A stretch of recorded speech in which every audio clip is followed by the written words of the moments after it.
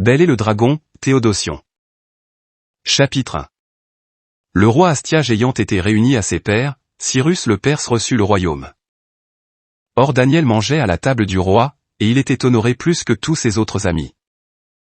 Il y avait chez les Babyloniens une idole nommée Bel, on dépensait chaque jour pour elle 12 artables de farine, 40 brebis et 6 maîtrettes de vin. Le roi aussi la vénérait, et il allait chaque jour l'adorer, mais Daniel adorait son Dieu. Le roi lui dit « Pourquoi n'adores-tu pas Bel ?» Il lui répondit « Parce que je ne vénère pas des idoles faites de main d'homme, mais le Dieu vivant qui a fait le ciel et la terre et qui a puissance sur toute chair. » Le roi lui dit « Est-ce que Bel ne te semble pas un être vivant? Ne vois-tu pas tout ce qu'il mange et boit chaque jour ?» Daniel répondit en souriant « Ne t'y trompe pas, ô roi, car il est debout en dedans et d'airain à l'extérieur, et il n'a jamais rien mangé. » Le roi irrité appela les prêtres de Bel et leur dit « Si vous ne me dites pas qui est celui qui mange ces offrandes, vous mourrez, mais si vous me démontrez que c'est Bel qui les mange, Daniel mourra, parce qu'il a blasphémé contre Bel. » Et Daniel dit au roi, « Qu'il en soit selon ta parole. » Or il y avait 70 prêtres de Bel, sans compter leurs femmes et leurs enfants.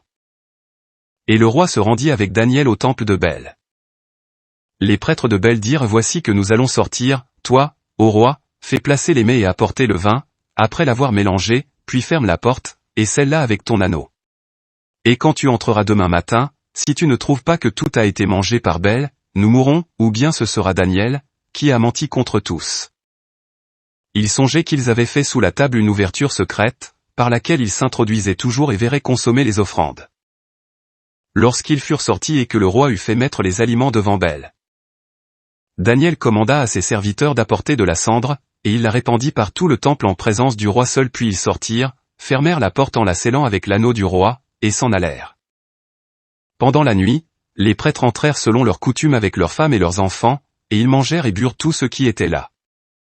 Le roi se leva dès le point du jour, et Daniel avec lui.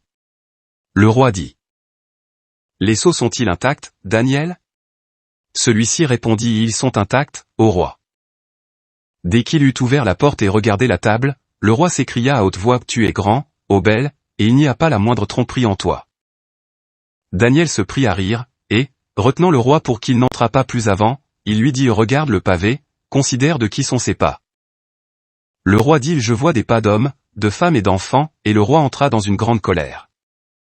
Alors il fit saisir les prêtres, leurs femmes et leurs enfants, et ils lui montrèrent les portes secrètes par où ils s'introduisaient et venaient manger ce qui était sur la table.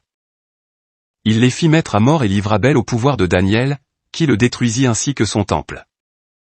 Il y avait aussi un grand dragon, et les Babyloniens le vénéraient. Le roi dit à Daniel : « Et diras-tu encore que celui-ci est d'airain ? Vois, il vit, il mange et boit. Maintenant, tu ne pourras pas dire que ce n'est pas un Dieu vivant. » Daniel répondit : « J'adore le Seigneur, mon Dieu, car lui est un Dieu vivant, mais celui-ci n'est point un Dieu vivant. Toi, ô roi, donne-moi la permission, et je tuerai ce dragon sans épée ni bâton. » Le roi dit : « Je te la donne. » Alors Daniel prit de la poix, de la graisse et des poils, fit bouillir le tout ensemble et en fit des boules qu'il jeta dans la gueule du dragon.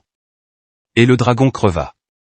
Et il dit : « Et voilà celui que vous vénériez. » Les Babyloniens, l'ayant appris, furent saisis d'une vive indignation, ils se rassemblèrent contre le roi et dirent : « Le roi est devenu juif, il a détruit Bel, fait mourir le dragon et massacré les prêtres. » Ils vinrent donc trouver le roi et lui dirent : « Livre-nous Daniel, sinon, nous te ferons mourir, toi et ta maison. » Le roi vit qu'ils se jetaient sur lui avec violence, cédant à la nécessité, il leur livra Daniel.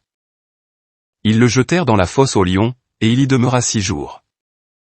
Dans la fosse, il y avait 7 lions, et on leur donnait chaque jour 2 cors et 2 brebis, mais alors on ne leur donna pas cette pâture, afin qu'ils dévorassent Daniel. Or le prophète Habacuc était en Judée, après avoir fait cuire une bouillie et émietter du pain dans un vase, il allait au champ le porter à ses moissonneurs. L'ange du Seigneur dit à Habacuc : « Porte le repas que tu tiens à Babylone, à Daniel, qui est dans la fosse aux lions. » Habacuc dit : « Seigneur, je n'ai jamais vu Babylone, et je ne connais pas la fosse. » Alors l'ange le prit par le haut de la tête, le porta, par les cheveux de sa tête, et le déposa à Babylone, au-dessus de la fosse, avec toute l'agilité de sa nature spirituelle. Et Habacuc cria : « Et Daniel, serviteur de Dieu, prends le repas que Dieu t'envoie. » Daniel répondit : « Vous vous êtes, en effet, souvenu de moi, ô Dieu, et vous n'avez pas abandonné ceux qui vous aiment. Et Daniel se leva et mangea. Et l'ange du Seigneur remit aussitôt Habacuc en son lieu. Le 7e jour, le roi vint pour pleurer Daniel, étant venu vers la fosse, il regarda, et voici que Daniel était assis au milieu des lions. Il cria à haute voix et dit: Vous êtes grand, Seigneur, Dieu de Daniel, et il n'y en a point d'autre que vous.